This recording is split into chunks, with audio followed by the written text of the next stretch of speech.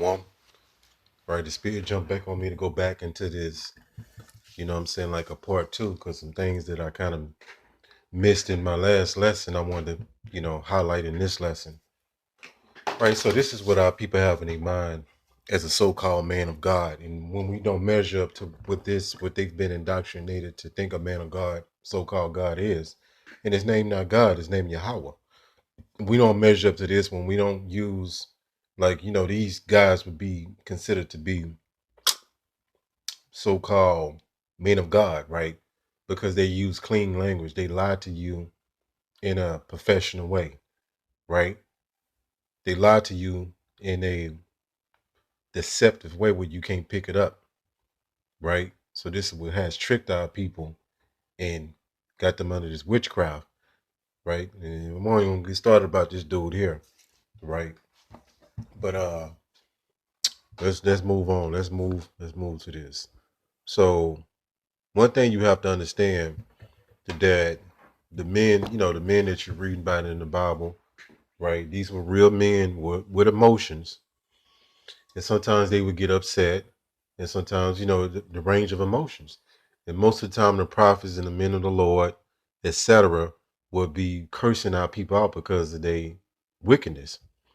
So you have to understand that it wasn't going to be in a nice, polite way, right? A polished speech, right? We won't come into a presentation of a so-called Christian pastor, which is nothing but a liar, a deceiver, a devil, right? You got the so-called white man uniform on, lying to you, taking your so-called money, right? Pushing you plantation Christianity, right? So our people think the spirit is on me heavy to go into this. Our people think a man of God don't use rough language. That's what they have in their mind because they've been under this witchcraft with the so-called Christian pastor, right? They've been under this witchcraft with the so-called white man, period, piece, biblical movies. When they show the biblical people, like our people as so-called white people, first off, which is nothing but a lie, and they show them being nice and friendly, right? And it's being gentle, soft, effeminate. When in actuality, these men are the men that we are. This is our culture, right? So we live in what we reading about in this Bible, right? So sometimes we get mad, sometimes you're happy. You got a whole different range of emotions, right? So you have to understand that, especially like when we was, back in the past when we was, you know, cursing our people out for their wickedness, there was gonna be rough language being used, and you got to be stupid if you don't understand that it's rough language of bad words in Hebrew, right? If you want to use that terminology, we just speak English. A lot of these words that we say, they really not that bad of words if you think about it. If you understand what the words actually mean, right? So the first thing you have to understand that the Bible, that the people that you're reading about from David, King Dawadah, Malak Dawadah, King Solomon, these were regular men, and this is who we descend from. So the Bible is not this mystical, fictional book that that the presentation that the so-called white man gave you. These were real common men. They were just common men like we are, right? Living their life, you know. But these men just happen to be prophets and men of the Lord, right? And they get their recognition right through the Spirit. But in actuality, these were just common men. You know what I'm saying? Like how we are just common men, right? So you have to understand that, all different amount of things that go on today went back on back then, and nothing new under the sun. So let's go here. I want to see where I want to start at. Let me go here. Let me start here. This is the book Romans 7:24, and it's Paul right here. Let me jump down to this KJV, because we all just men in the flesh, and we're gonna make mistakes, right? We're not gonna be walking into perfection, right? And rough language is not a sin because sometimes some things have to be said rough sometimes to get our people attention. It's just how our people operate. You can't talk to them regularly. It says Romans 7:24. It says, "Oh wretched man that I am, who shall deliver me from the body of this death?"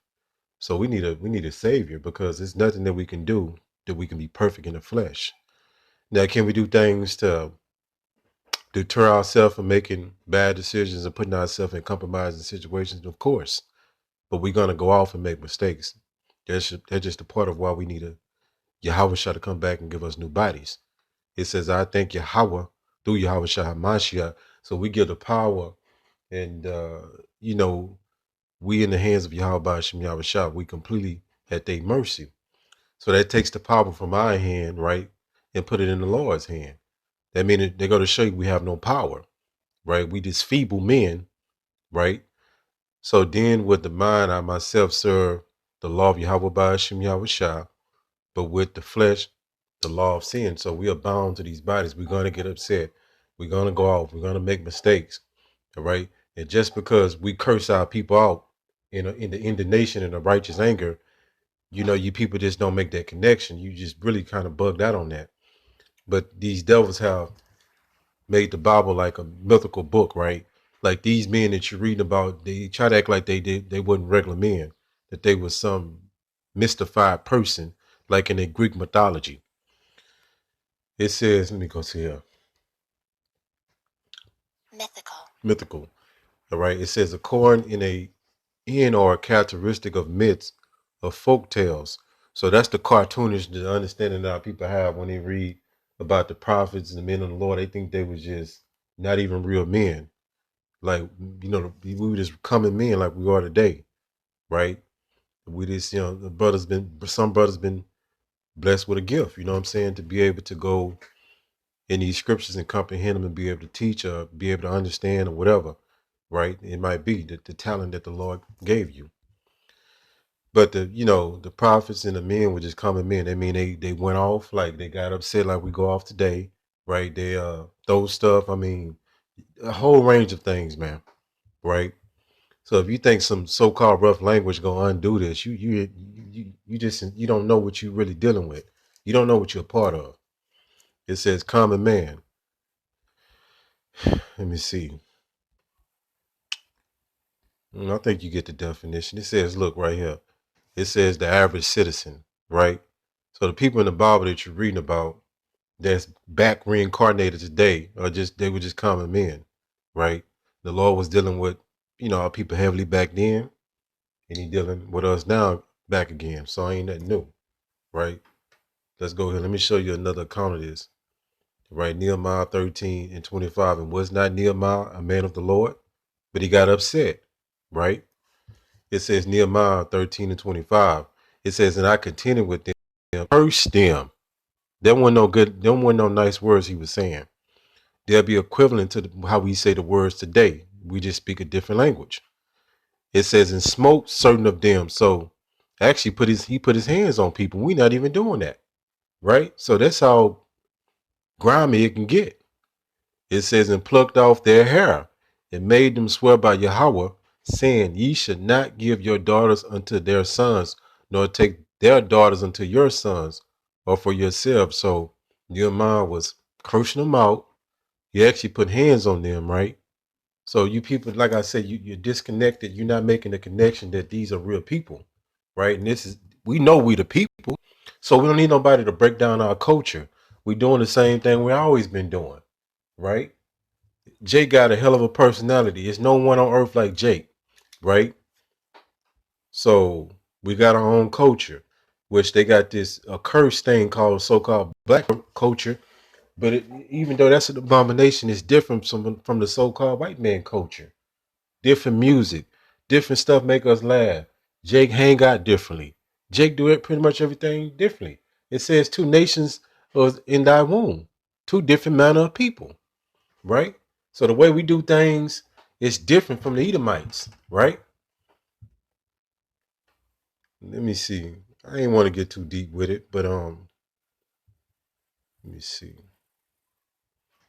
Let's go here. I want to hit this precept. Isaiah 30:10. It says, say to the seers, see not, and to the prophets, prophesy not to us right things. Speak unto us smooth things. That's what our people want to hear. Long as it sound good. He didn't say no bad words, so I like it. Right? He must be sent from God. You people are simple. I'm gonna pull that next. It says prophesy deceit. So that's what our people want to hear. A good game. As long as Jacob kind of have his ear looking for there, listen for so-called curse words or rough language just to come critique. Now understanding how serious this is. Right? And they go to show you how on a low level and low understanding our people is. Right? They try to mystify the Bible as these people not even real people. Where they get this understanding from the so-called white man. It says NLT. It says, tell the seer, stop seeing visions. You people don't want to hear that Babylon is coming to you. You don't want to hear that. That messes up your day. It messes up your little life. But no, you wouldn't settle to be slaves and work on a 9 to 5 and work 48 hours a week. Then, one day you can fucking retire. And then, you bug out the rest of your life in Babylon, falling apart, taking prescription pills because your body's so broken down. That's bugged out. You got to be looking for something better. It says, don't tell us what's right, what is right. Tell us nice things. As long as it sounds nice. Tell us lies. Give me 1 second. Let me get this last precept.